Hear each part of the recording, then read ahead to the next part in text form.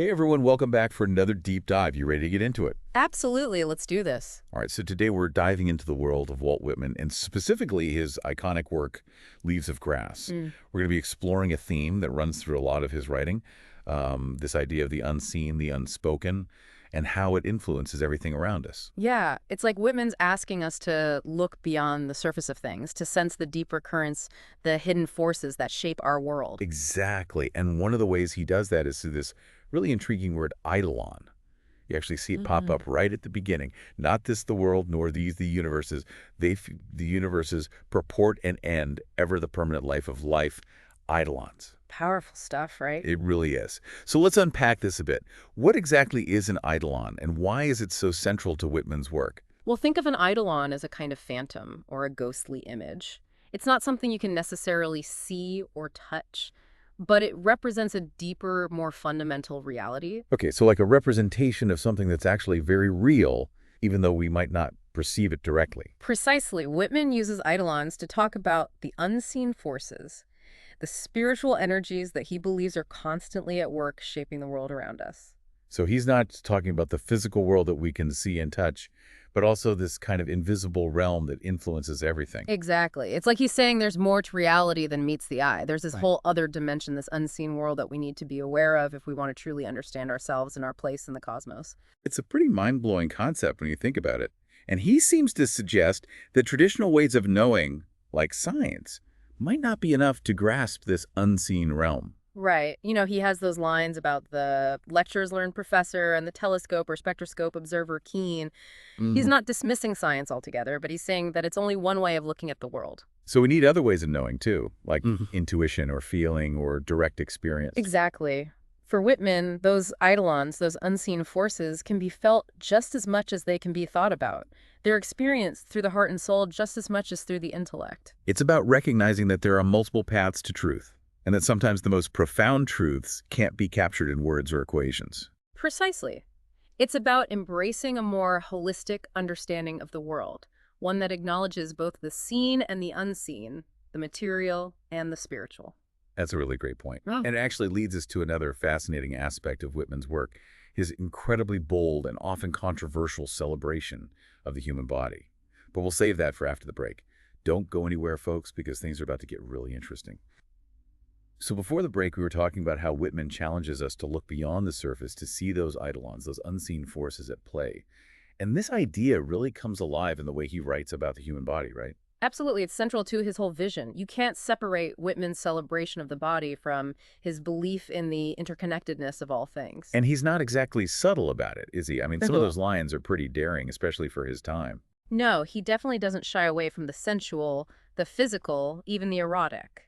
He embraces it all as part of this grand tapestry of existence. Like that line about loving the body of a woman, loving the body of a man, and see them as exactly the same to all in all nations and times all over the earth. It's pretty remarkable when you think about the social context he was writing in. It's revolutionary, really. He's challenging centuries of tradition and taboo by putting the body front and center, and not just anybody, the human body in all its messy, complicated glory. So how do we make sense of this? Why is the body so important to Whitman's vision? Well, I think for him, the body is the ultimate expression of the eidolon. It's where the spiritual and the physical meet.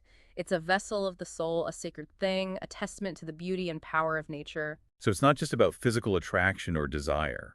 It's about recognizing the divine spark that exists within the physical form itself. Exactly. It's about honoring the body as a source of wonder and awe, and also recognizing that it connects us to something larger than ourselves, this universal life force that flows through all beings. And he sees that life force everywhere, doesn't he?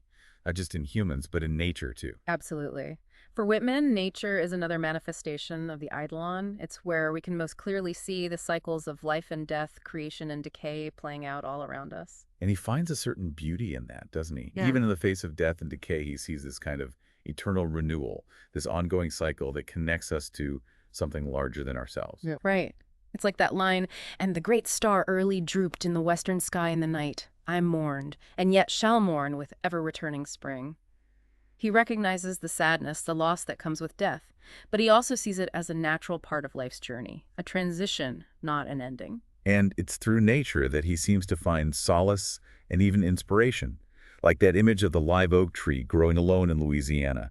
He uses it to talk about strength resilience, the ability to weather any storm. It's such a powerful metaphor for the human spirit, isn't it? The way we too can find strength and resilience even in the face of adversity. Exactly.